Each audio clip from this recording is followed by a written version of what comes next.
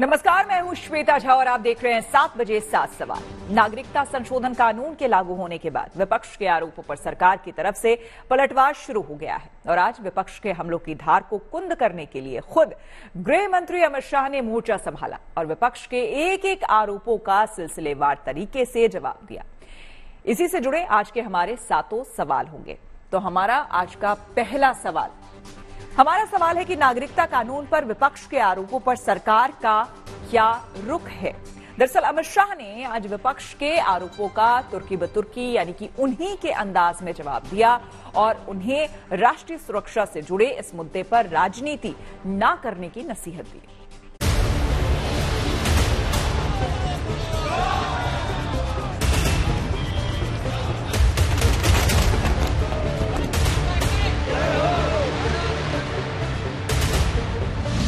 उम्मीद लेकर के हम लोग चल रहे थे, लेकिन आज वो उम्मीद में हम लोग खड़ा उतरेंगे कभी हम लोग सोच भी नहीं सकते। आपके आंख में आंसू आ रहे हैं? ये खुशी का आंसू है।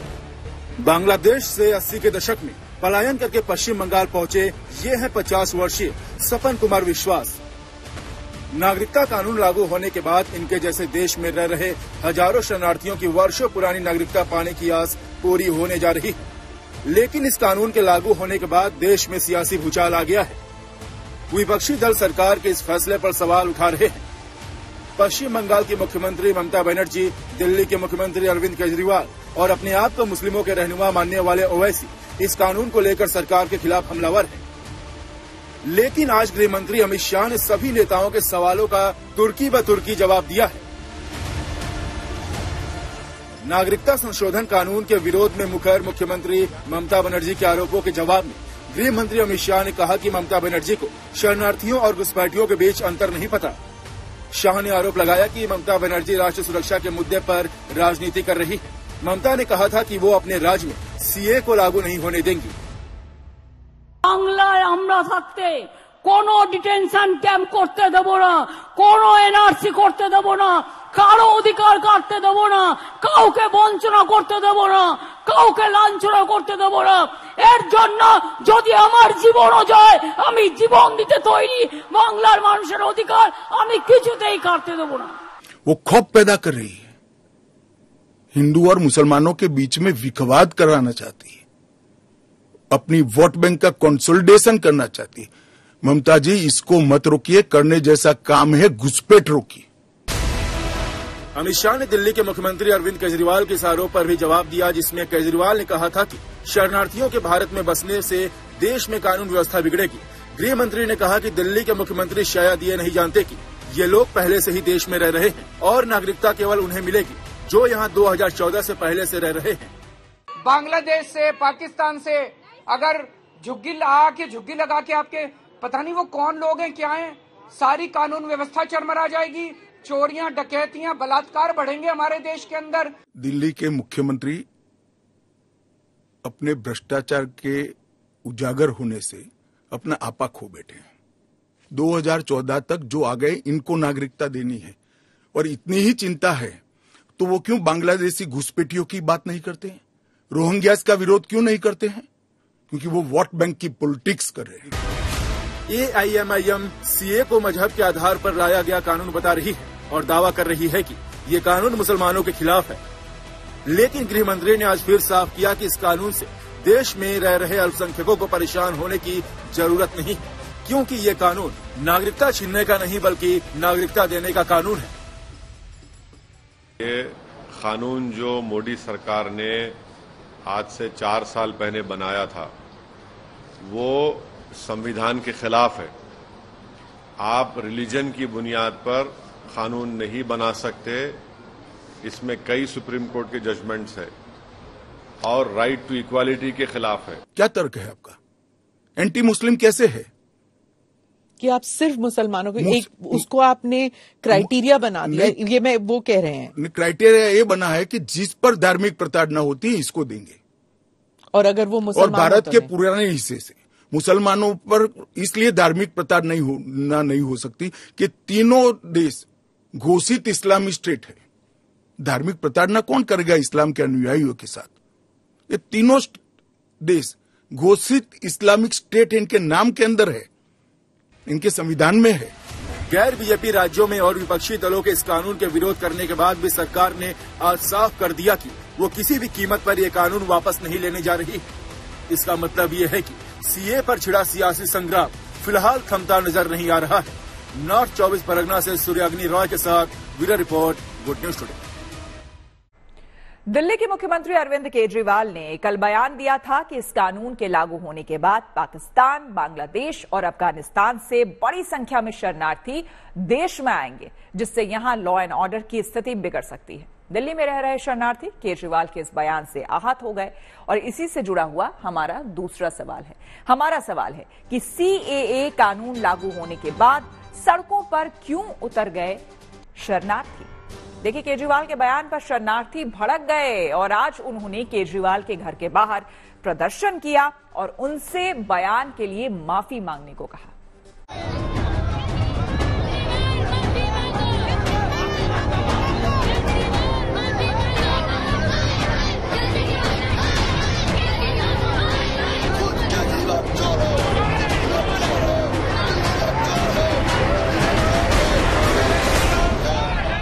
बांग्लादेश से, पाकिस्तान से अगर झुग्गी लगा के आपके पता नहीं वो कौन लोग हैं, क्या हैं, सारी कानून व्यवस्था चरमरा जाएगी।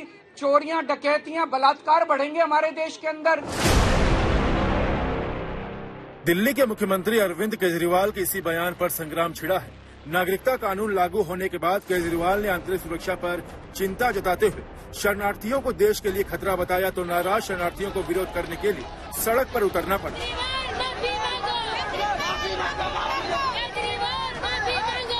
केजरीवाल के बयान से नाराज पाकिस्तान से आए और दिल्ली में रह रहे हिंदू शरणार्थियों ने केजरीवाल के घर के आगे प्रदर्शन किया और उनके अपने बयान को लेकर माफी मांगने को कहा। तो हमारे मुख्यमंत्री केजरीवाल जी कह रहे हैं कि ये लोगों को नागरिकता देंगे तो ये डाकू बन जाएंगे, ये चोरियां करेंगे, बलात्कार करेंगे। आज तक हमने क्या किया बोलिए? 2011 से आए हुए हैं, हमें 12 साल हो गए दिल्ली में रह रहे हैं। हमने कोई ऐसी चोरी की हो या हमें कोई ऐसा वो कांड किया हो, हमें आके बता दीजिए कि ये आपने कांड किया।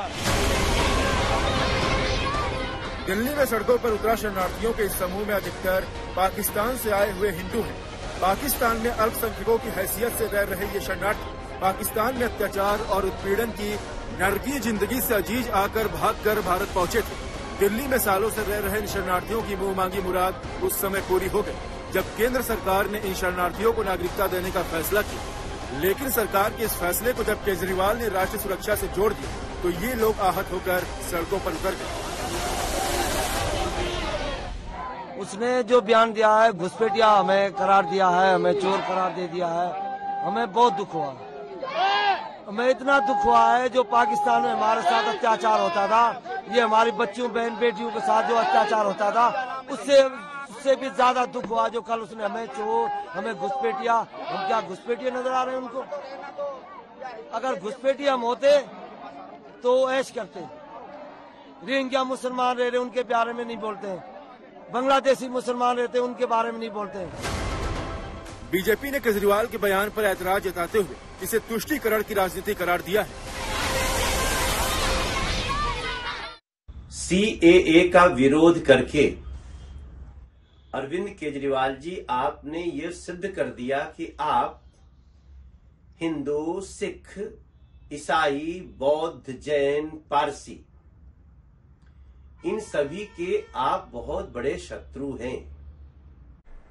सीएए पर विपक्ष का आरोप है कि इसे बीजेपी ने वोट बैंक बढ़ाने के लिए लागू किया है, जबकि बीजेपी का कहना है कि अल्पसंख्यक वोट बैंक की वजह से इसका विपक्ष विरोध कर रहे हैं। ऐसे में हमारा तीसरा सवाल इसी से जुड़ा है। हमारा सवाल है कि सीएए पर छिड़े संग्राम के पीछे क्या वोट बैंक की सियासत है? आइए आपको सुनाते हैं इस मामले पर क्या कह रहे हैं नेता। प्रश्न उठता है कि बीजेपी ऐसा क्यों कर रही है। कई लोगों से मैंने बात की, कुछ लोगों का कहना है कि ये पूरा का पूरा खेल वोट बैंक बनाने की गंदी राजनीति है। अब वो आया तो हिंदू है, इसका मतलब वो चोर है, हिंदुओं को चोर कह रहे हैं। और दूसरे आते हैं बांग्लादेश और रोहिंग्या वो उनके विषय में इनका जुबान नहीं खुलेगी, क्योंकि उनका तो वोट बैंक है ना, तुष्टीकरण है ना, ये तुष्टीकरण नहीं चलेगा। वो अफगानिस्तान के बहुत सारे काबिल सिख हमारे मिलते रहे। जब मैं मेंबर पार्लियामेंट था उस समय सिख शब्द नहीं था डाला। माननीय गृह मंत्री थे श्री राजनाथ सिंह जी, हमने बहुत जोर दे के वो सिख शब्द भी डाला। अफगानिस्तान को भी बांग्लादेश और पाकिस्तान के साथ साथ वो भी देश के जो देश का किया जाता है मिनोरिटी के तौर पर समझकर उनको भी बीच में डाला गया। पश्चिम बंगाल एक ऐसा राज्य है जहां बड़ी संख्या में शरणार्थी बांग्लादेश से भागकर आए हुए हैं। इसमें बांग्लादेशी हिंदू भी हैं और बांग्लादेशी मुसलमान भी। सीए लागू होने के बाद यहां रह रहे बांग्लादेशी हिंदुओं में तो खुशी है, लेकिन ममता सरकार इस कानून का जोरदार विरोध कर रही है। ऐसे में हमारा चौथा सवाल आज का है कि नागरिकता संशोधन कानून को लेकर बंगाल में सबसे ज्यादा बवाल आखिर क्यों है? दरअसल सीए लागू होने के बाद आपको बता दें, राज्य में हजारों की संख्या में शरणार्थियों की हैसियत से रह रहे मतुआ समुदाय के लोगों के लिए नागरिकता का रास्ता साफ यहां हो गया है। लेकिन और कौन कौन सी बातें हैं इसके पीछे, आइए जानते हैं।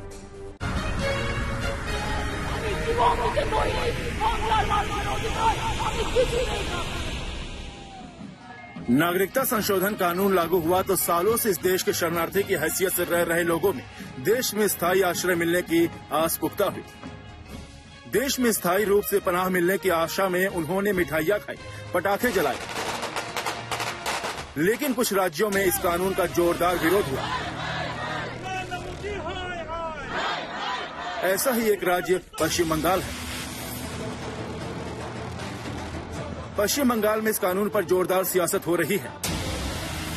बंगाल की मुख्यमंत्री ममता बनर्जी ने इसे पश्चिम बंगाल में लागू करने से साफ इनकार कर दिया है और दावा किया है कि ये कानून राजनीतिक फायदे के लिए लाया गया कानून है। आगामी दिन बीजेपी जे অশান্তির খেলা খেলবার চেষ্টা করছেন, আমি আপনাদের যুক্তি দিয়ে সেটা বোঝাবার চেষ্টা করব। কে রুলসটা কালকে কেন্দ্রীয় সরকার ঘোষণা করেছে, আদৌ এটা বৈধ কিনা আমার সন্দেহ আছে, কোনো ক্ল্যারিটি নেই। लेकिन ममता बनर्जी के इस दावे के पीछे है पश्चिम बंगाल के मतुआ समुदाय का वोट बैंक। दरअसल मतुआ समुदाय बांग्लादेश से भागकर भारत आया हिंदुओं का वो समूह है जो यहाँ सालों से रहता आया है। मतुआ समुदाय के लोग अस्थायी नागरिकता की मांग सालों से करते रहे हैं। ऐसे में जब सीए की अधिसूचना जारी होने की खबर आई तो इस समुदाय के लोगों ने उत्तर 24 परगना जिले के ठाकुर नगर में जमकर जश्न मनाया। ऐसा माना जा रहा है कि इस कानून का सबसे ज्यादा फायदा देश के विभाजन के बाद बांग्लादेश से आकर यहाँ बसने वाले मतुआ समुदाय को ही होने वाला है। दरअसल पश्चिम बंगाल में मतुआ समुदाय की आबादी ठीक ठाक है और कई इलाकों में इनका ठीक ठाक प्रभाव है, यानी इन इलाकों में किसी उम्मीदवार की जीत और हार में अपनी अहम भूमिका निभा सकते हैं। करीब 3 करोड़ की आबादी वाला ये समुदाय राज्य की राजनीति में अहम भूमिका निभाता है। बंगाल में मतुआ वोटरों की संख्या लगभग 1 करोड़ 75 लाख है। पश्चिम बंगाल के 294 विधानसभा क्षेत्रों में से 14 के परिणाम काफी हद तक मतुआ वोटों पर निर्भर करते हैं और कुल 60 से 70 विधानसभाओं में 5 से 10 हजार मतुआ मतदाता हैं। वहीं दक्षिण बंगाल के 5 लोकसभा क्षेत्रों में मतुआ समुदाय जीत हार का फैसला करते हैं। इन सीटों में नादिया उत्तर और दक्षिण 24 परगना जिला शामिल है। सीधा सीधा बंगाली हिंदू का अपमान है। 3 करोड़ बंगाली हिंदू घर बार छोड़ के due to religion ground Bangladesh, Pakistan और अफगानिस्तान छोड़ के भारत में आया। खास करके बंगाल में 3 करोड़ है। ये मोदी जी का वादा था 19 का इलेक्शन का दौरान, कैंपेन का दौरान उन्होंने कानून बना दिया था। अमित शाह जी का क्रेडिट है। तो चुनाव का पहले अपने वादा पूरा करने के लिए वो रूल्स निकल दिया। मतुआ समुदाय बीजेपी का परंपरागत वोटर माना जाता रहा है। ऐसे में बीजेपी के नेता न केवल सीए कानून लागू होने को मतुआ समुदाय को किए गए वादे से जोड़ रहे हैं, बल्कि वो इसी बहाने ममता बनर्जी सरकार पर हमला भी कर रहे हैं। नॉर्थ 24 परगना से सुराग्नि रॉय के साथ bureau report, good news today. Paschim Bengal, Kerala और तमिलनाडु जैसे गैर बीजेपी शासित राज्यों ने ऐलान किया है कि वो नागरिकता संशोधन कानून को अपने यहां लागू नहीं होने देंगे।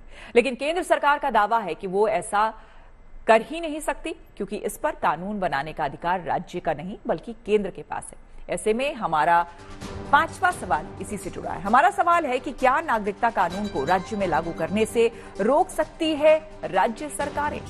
इसके बारे में और ज्यादा जानकारी दे रहे हैं हमारे संवाददाता जितेंद्र बहादुर सिंह। कई राज्य सरकारों की तरफ से ये कहा जा रहा है कि वो सीए 2019 के जरिए जो नागरिकता देने का प्राविधान केंद्र सरकार की तरफ से किया गया है उसको वो अपने राज्य में लागू नहीं करेंगे।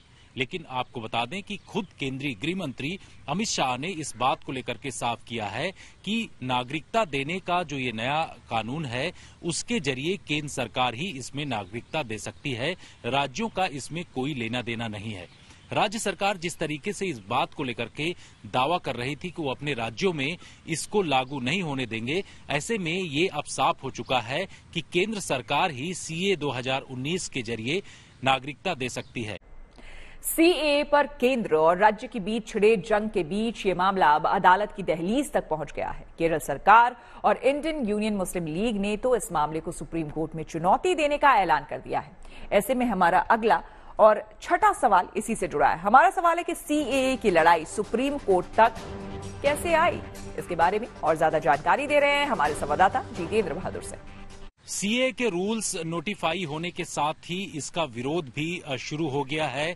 इंडियन यूनियन मुस्लिम लीग के साथ साथ केरल सरकार और आसू इस पूरे मामले को लेकर के सुप्रीम कोर्ट में जाने की घोषणा कर दिया है, जहां कुछ राज्य सरकारों की तरफ से ये जो संगठन है वहां पर आकर के ये विरोध कर रहे हैं, तो वहीं दूसरी तरफ ये संगठनों की तरफ से कहा जा रहा है कि वो सुप्रीम कोर्ट में जा करके इस पूरे कानून को जो केंद्र सरकार की तरफ से नोटिफाई कर दिया गया है उस मामले को लेकर के वहां पर जाएंगे और इस पर रोक लगाने की उनकी तरफ से मांग की जा रही है। लोकसभा चुनावों का ऐलान किसी भी वक्त किया जा सकता है और अभी जिस तरह से सीए का मुद्दा गरमाया हुआ है उससे लग रहा है कि चुनावों में इसका जिक्र जरूर होगा। हमारा 7वां और आखिरी सवाल इसी से जुड़ा है। हमारा सवाल है कि क्या लोकसभा चुनावों पर सीएए विवाद का असर होगा? इसके बारे में विस्तार से बता रहे हैं हमारे संवाददाता जितेंद्र बहादुर सिंह। 2024 के जो चुनाव हैं उसको लेकर के कई विपक्षी पार्टियां बीजेपी के ऊपर ये सवाल खड़ा कर रही हैं कि इसका फायदा उठाने के लिए बीजेपी ने चुनाव से पहले नागरिकता संशोधन कानून 2019 जो है उसको उन्होंने लागू किया है और इसका 2024 के चुनाव में फायदा लेने की कोशिश उनकी तरफ से की जाएगी। सबसे बड़ी बात यह है कि चाहे वो पश्चिम बंगाल हो, असम हो, यहाँ सबसे ज्यादा जो बांग्लादेश और अन्य देशों से आकर के लोग विस्थापित के तौर पर यहाँ पर रह रहे हैं, चाहे वो हिंदू हो, बौद्ध हो, जैन हो, पारसी हो, इन तमाम लोगों को यहाँ पर नागरिकता दी जाएगी। इसके चलते अब लगातार राजनीति हो रही है और ये कहा जा रहा है कि 2024 के चुनावों में जो अलग अलग पार्टियां हैं वो फायदा लेने के लिए इस तरीके का कदम उनकी तरफ से बढ़ाया गया है। तो इसी के साथ 7 बजे 7 सवाल में मेरे यानी कि श्वेता झा के साथ फिलहाल इतना ही। देश दुनिया की तमाम पॉजिटिव खबरों के लिए आप देखते रहिए गुड न्यूज टुडे।